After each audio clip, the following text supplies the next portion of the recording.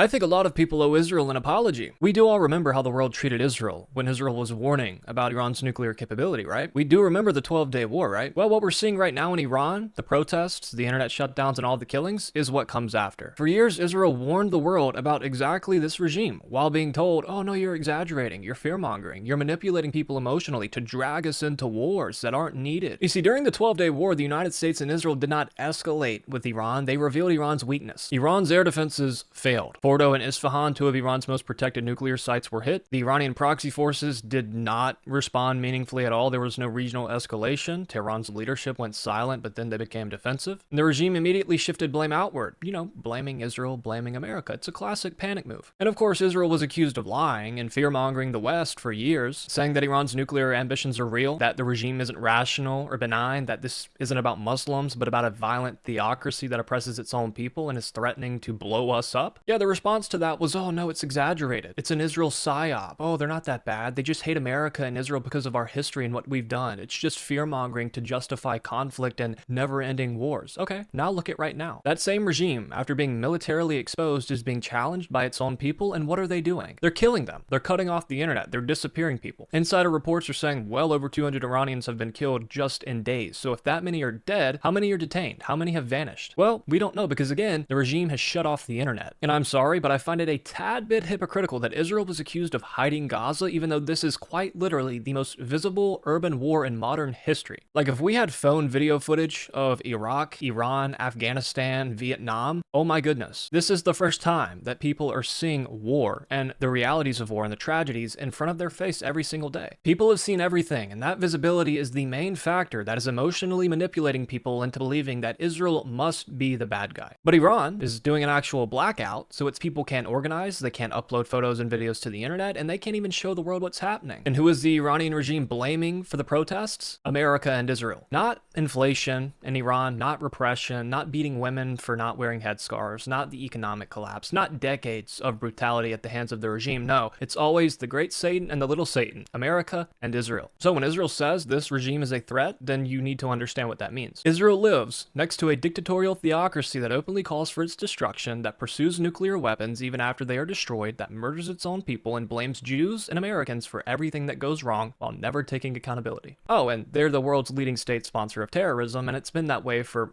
20 years, while they fund and directly influence all of the proxies that are fighting Israel on multiple fronts. Everyone accused Israel of paranoia. Oh, they're fear-mongering. They're trying to drag us into a never-ending war. They're controlling our government. No, this is a lived reality for the people of Israel. So free the people of Iran and stop pretending that Israel was wrong every time they warned the world.